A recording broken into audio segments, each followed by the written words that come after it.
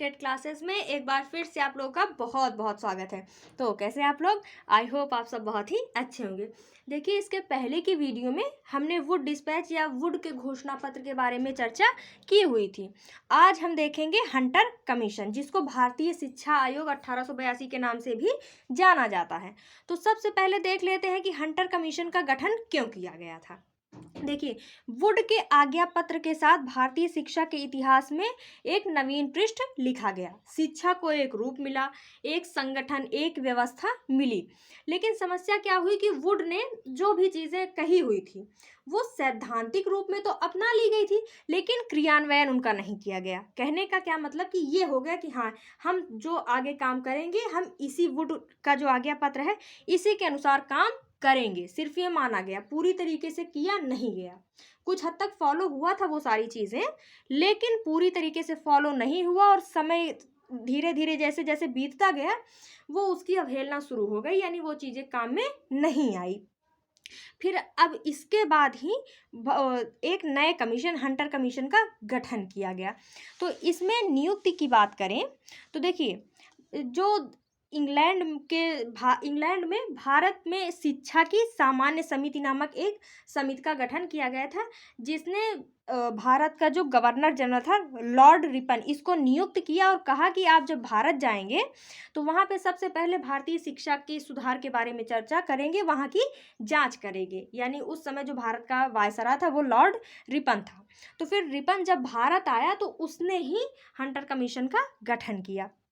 देखिए, जो Hunter commission था इसको मुख्यतः प्राथमिक स्तर की जांच के लिए ही बुलाया गया था, लेकिन इसने और भी क्षेत्रों में यानी माध्यमिक शिक्षा और उच्च शिक्षा में भी बात की हुई है, लेकिन इसका मेनली जो गठन था वो प्राथमिक शिक्षा के क्षेत्र में ही था। तो अगर हंटर कमीशन की हम सिफारिशों की बात करें तो इसने अपनी रिपोर्ट प्राथमिक शिक्षा, माध्यमिक शिक्षा, उच्च शिक्षा, सहायता अनुदान, स्त्री शिक्षा, मुस्लिम शिक्षा, धार्मिक शिक्षा, सब के बारे में सिफारिशें की थी। ये सारी चीज़ें अगर आप लोग गौर करें तो यही सारी चीज़ें वुड के आज्ञा पत्र में भी थी, है ना। प्राथमिक, माध्यमिक, उच्च आयोग, स्त्री शिक्षा, मुस्लिम शिक्षा, सहायता अनुदान, यानी कि ये सारी चीज़ें जो वुड लेके आए थे वही सारी चीज़ें यहाँ पे हंटर कमीशन में भी ले आई गई थी। ठीक है, तो इसको आप उसी का फोटोकॉपी एक हिसाब से मान सकते हैं। तो देखिए, अब बात करते हैं कि प्राथमिक स्तर पर हंटर आयोग में कौन कौन सी बातें कही गई थी। ठीक है, सबसे पहले है शिक्षा की नीति। तो देखिए, शिक्षा की नीति में उस हंटर कमीशन द्वारा क्या सुझाव दिया गया था कि जो बच्चे हैं उनको जो शिक्षा दी जाए वो उनके विकास के लिए दी जाए, बालक के विकास के लिए शिक्षा दी जाए, ना कि उन्हें उच्च स्तर पर एडमिशन लेना है, पढ़ाई करनी है इसलिए शिक्षा दी जाए।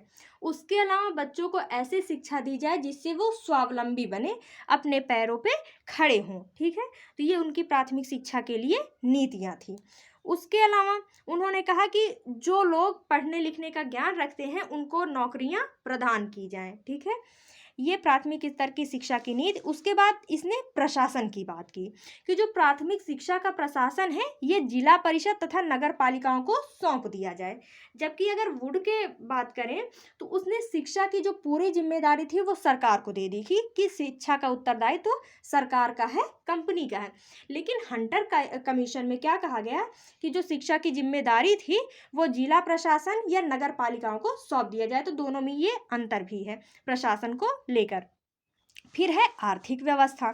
आयोग ने कहा कि प्रांतीय सरकारें और स्थानीय प्रशासन अलग अलग कोष की व्यवस्था करें।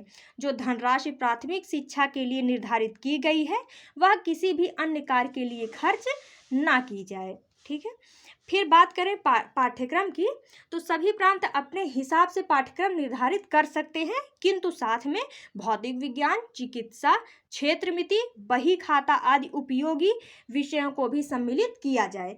यानी कि हर प्रांत में आप अपने हिसाब से सिलेबस निर्धारित कर दें, लेकिन उसमें व्यवहारिक जीवन से जुड़े हुए विषय, जीवन उपयोगी विषयों को भी जोड़ा जाए, जैसे भौतिक विज्ञान, चिकित्सा आदि को भी जोड़ा जाए। फिर है अध्यापकों को प्रशिक्षण। इसके बारे में भी अगर आप लोगों को याद हो तो वुड ने इसके बारे में भी चर्चा की थी। तो यहाँ पे भी उसकी चर्चा की गई है कि प्रशिक्षण विद्यालयों की स्थापना ऐसे स्थान पर की जाए जहाँ से वे सभी मांगों की पूर्ति कर सके। इन प्रशिक्षण विद्यालयों का ध्यान रखा जाए एवं संचालन किया जाए। प्रांतीय सरकारों द्वारा प्राथमिक विद्यालय के लिए जो धनराशि दी गई है उसी से निरीक्षण की व्यवस्था की जाए। यानी कि यहाँ पे भी अध्यापकों के प्रशिक्षण की बात की गई है। उसके अलावा ये भी कहा गया है कि प्रशिक्षण का जो विद्यालय है वो ऐसे स्थान पर हो जहाँ से वो अपने आसपास के सभी विद्यालयों को ध्यान रख सके, सभी विद्यालयों के जो शिक्षक है उनको प्रशिक्षण दे सके। तो प्राथमिक स्तर पर क्या क्या सुझाव मिले? शिक्षा की नीति, बच्चों को स्वावलंबी बनाइए। फिर प्रशासन जिला परिषद को या फिर नगर पालिकाओं को दे दिया जाए। तीसरा आर्थिक व्यवस्था, चौथा है पाठ्यक्रम, पांचवा अध्यापक शिक्षा। ये प्राथमिक शिक्षा से संबंधित वो हंटर आयोग की रिपोर्ट थी। फिर उसके बाद देसी पाठशालाएं। देसी पाठशालाओं के बारे में उसने कहा कि मतलब हंटर ने भारत की देसी पाठशालाओं के महत्व को समझा, जिसमें देश के करोड़ों बालक बालिकाएं पंडितों एवं मौलवियों से शिक्षा प्राप्त करते थे। क्योंकि उस समय पे भी ऐसा ही था कि मतलब बहुत ज़्यादा शिक्षा का प्रसार भले ही किया जा रहा था, लेकिन फिर भी बहुत सारे बच्चे मौलवियों और पंडितों के पास पढ़ते थे। तो हंटर कमीशन ने कहा कि इतनी बुरी स्थिति होने के बावजूद ये लोग अपनी पाठशालाएं चला रहे हैं, ये बहुत बड़ी बात है।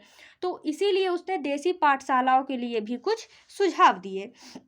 उसने कहा कि ये जो सभी पाठशालाएं हैं इनको प्रोत्साहन दिया जाए। उसके अलावा इसके संचालन का उत्तरदायित्व तो नगर पालिकाओं एवं जिला बोर्डों को दे दी जाए। इसमें शिक्षा प्राप्त करने वाले विद्यार्थियों पर कोई भी रोक ना लगाई जाए।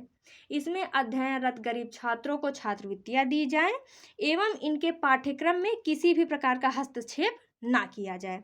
तो ये देसी पाठशालाओं के लिए कुछ सुधार थे। फिर अब माध्यमिक शिक्षा के लिए देख लेते हैं। देखिए, हंटर कमीशन ने माध्यमिक शिक्षा के संबंध में 2 सुझाव दिए। पहला, प्रसार करने के उपाय, यानी शिक्षा के प्रसार करने के उपाय, और दूसरा शिक्षा के दोषों को दूर करने के उपाय। तो पहला हम जो शिक्षा का प्रसार करने के उपाय हैं उनको हम देखते हैं। देखिए, आयोग ने सबसे पहले शिक्षा के प्रसार करने के उपायों को सुझाव दिया। सहायता अनुदान प्रणाली के द्वारा योग्य एवं अनुभवी भारतीयों के हाथ में शिक्षा का कार्यभार सौंप दिया जाए। देश के जिन स्थानों में जनता गरीब है उनके शिक्षा का जो उत्तरदायित्व है वो आम जनता को देने के बजाय सरकार स्वयं रखे। कहने का क्या मतलब है कि जो भी सहायता दी जा रही है शिक्षा के लिए, जो भी पैसे दिए जा रहे हैं, उसके द्वारा जो योग्य और अनुभवी भारतीय व्यक्ति हैं उनको ही शिक्षा का कार्यभार सौंप दिया जाए। लेकिन मान लीजिए कोई ऐसा स्थान है जहाँ की जनता गरीब है और वो अपना खर्चा, अपना ध्यान खुद नहीं रख सकती, तो वहाँ पर चाहे तो सरकार शिक्षा को देख सकती है। ठीक है। फिर दूसरा क्या है? दोषों को दूर करने के उपाय। तो देखिए, दोषों को दूर करने के उपाय में इन्होंने 2 चीज़ें दी। पहला, पाठ्यक्रम, यानी पाठ्यक्रम में 2 चीज़ें डाली गई। पहला पाठ्यक्रम क्या था कि उनके लिए जो उच्च शिक्षा प्राप्त करना चाहते हो, यानी पाठ्यक्रम जो था, पहला पाठ्यक्रम था वो उन बच्चों के लिए था जो उच्च शिक्षा प्राप्त करना चाहते हैं, यानी माध्यमिक शिक्षा के बाद उच्च शिक्षा प्राप्त करने चाहते हैं। फिर है बा पाठ्यक्रम, वे विद्यार्थी जो व्यावसायिक शिक्षा ग्रहण करना चाहते हैं। मान लीजिए कोई बच्चा ऐसा है जो यही कक्षा, यानी मान लीजिए वो 8वीं क्लास में है, तो वो 8वीं क्लास पढ़ने के बाद उच्च शिक्षा में नहीं जाएगा, बल्कि अपना कोई व्यवसाय शुरू करेगा, अपना कोई काम धंधा शुरू करेगा। तो जो बा पाठ्यक्रम था वो उन विद्यार्थियों के लिए था। पहला पाठ्यक्रम उच्च शिक्षा प्राप्त करने वाले विद्यार्थियों के लिए, दूसरा पाठ्यक्रम व्यावसायिक शिक्षा प्राप्त करने वाले विद्यार्थियों के लिए था। फिर अगला क्या था कि अध्यापकों का प्रशिक्षण। इनके अनुसार जो स्नातक किए हुए शिक्षक हैं उनका प्रशिक्षण कार्य इनसे निम्न योग्यता वाले छात्राध्यापकों से कम हो तथा प्रशिक्षण कार्यक्रम में शिक्षा के सिद्धांतों एवं प्रायोगिक शिक्षा का समावेशन हो। इसका क्या कहने का मतलब है कि मान लीजिए कोई टीचर है, उन्होंने ग्रेजुएशन किया हुआ है, तो उनको जब प्रशिक्षण, माफ की, देखिए जैसे 2 टीचर को हम ले लेते हैं। एक टीचर है जो इंटर तक पढ़े हुए हैं, यानी 12वीं कक्षा तक पढ़े हुए हैं, दूसरे हैं जो ग्रेजुएशन किए हुए हैं। तो यहाँ पे कहा गया है कि जो ग्रेजुएशन किए हुए टीचर हैं उनको कम प्रशिक्षण दिया जाए, और जो 12वीं कक्षा पास करके शिक्षक बने हुए हैं उनको ज़्यादा प्रशिक्षण दिया जाए, क्योंकि देखा जाए तो 3 साल उन्होंने ज़्यादा मेहनत की हुई है जिन्होंने ग्रेजुएशन किया हुआ है। तो यहाँ पे वही बात की गई है कि स्नातक किए हुए शिक्षक हैं उनका प्रशिक्षण कार्य निम्न योग्यता वाले छात्राध्यापकों से कम हो, यानी उनको कम प्रशिक्षण दिया जाए। ठीक है। फिर है शिक्षा का माध्यम। शिक्षा मातृभाषा में ही दी जाए, किंतु यह भी आवश्यक है कि मिडिल स्कूलों के छात्रों को अंग्रेजी का कुछ ज्ञान अवश्य हो।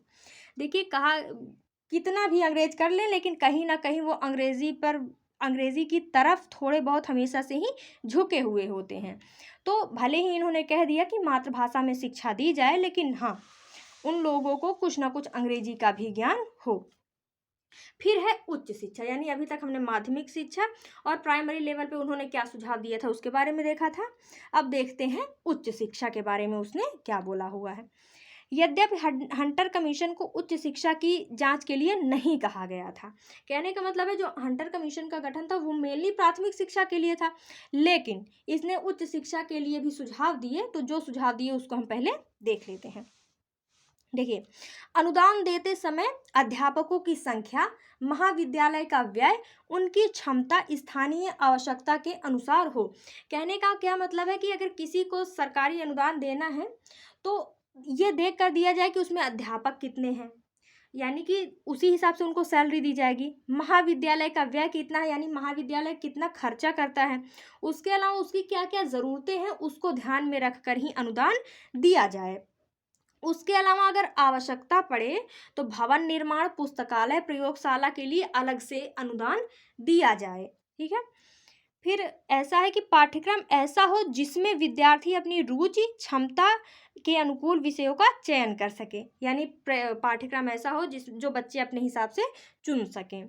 योग्य विद्यार्थियों को छात्रवृत्तियां प्रदान कर उन्हें विदेश में भेजने की व्यवस्था की जाए। ये सारी बातें उच्च शिक्षा के लिए की जा रही हैं कि अगर बच्चे अच्छा परफॉर्मेंस कर रहे हैं तो उनको स्कॉलरशिप दी जाए, उसके अलावा उन्हें विदेश पढ़ने के लिए भी भेजा जाए। फिर है कॉलेज में निःशुल्क शिक्षा प्राप्त करने वाले विद्यार्थियों की संख्या कम ही रखा जाए। फिर पाठ्यक्रम ऐसा हो जिसमें विद्यार्थियों का चरित्र निर्माण एवं मानवीय गुणों का विकास हो। अध्यापकों की नियुक्ति के समय यूरोपीय विश्वविद्यालय से शिक्षा प्राप्त भारतीयों को प्राथमिकता दी जाए।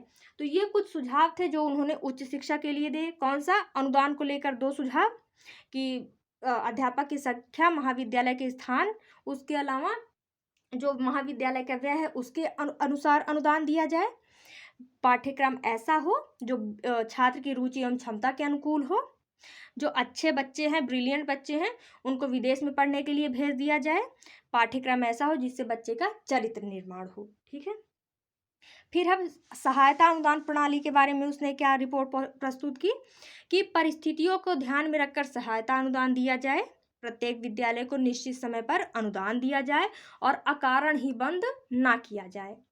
कम आय के साधनों वाले विद्यालयों को अधिक सहायता प्रदान की जाए। सहायता अनुदान के रूप में दी जाने वाली कोई भी राशि में पक्षपात ना हो, मतलब जो भी उन्हें सहायता दी जाए उसमें किसी भी तरीके का पक्षपात ना किया जाए। सहायता अनुदान प्राप्त विद्यालयों की आंतरिक भावना में किसी प्रकार का हस्तक्षेप ना किया जाए। कहने का मतलब है कि अगर किसी विद्यालय को आप अनुदान दे रहे हैं तो उस पर आप दादागिरी नहीं दिखाएंगे, वो अपना काम जैसे कर रहे हैं वैसे ही करें, यानी उनकी आंतरिक भावना को किसी भी प्रकार से मतलब हस्तक्षेप नहीं किया जाएगा। सहायता अनुदान के नियमों का भारतीय भाषाओं में अनुवाद कराया जाए। ये तो सबसे बेहतरीन बात है, क्योंकि कई बार क्या होता है ना कि बहुत सारी चीज़ें हमें पता ही नहीं होती हैं। आज भी ऐसा ही है कि बहुत सारी सरकारी स्कीम ऐसी होती है जिनके बारे में हमें पता ही नहीं होता, क्योंकि हमें समझ में नहीं आती। वो इंग्लिश में होती हैं तो भी हमें समझ में नहीं आती, एकदम प्योर हिंदी में भी हो जाती हैं तो भी हमें समझ में नहीं आती हैं, है ना। तो यही चीज़ें अंग्रेज उस समय में भी समझते थे कि जो भी सहायता अनुदान संबंधी नियम कानून हैं उनको भारतीय भाषाओं में ट्रांसलेट करवाया जाए, जिसके कारण जो भारतीय लोग हैं उन सबको अच्छे से समझ सके और उनका लाभ उठा सके। तो ये था प्राथमिक, माध्यमिक, उच्च स्तर और सहायता अनुदान के बारे में हंटर कमीशन की रिपोर्ट। उसके अलावा उसने और भी चीज़ों पर रिपोर्ट दी है लेकिन वो उतना इम्पॉर्टेंट नहीं है। तो मेनली यही 3-4 चीज़ें इम्पॉर्टेंट है। ठीक है। तो आई होप कि आपको ये समझ में आया होगा और अच्छा लगा होगा। मिलते हैं नेक्स्ट वीडियो में। Thank you.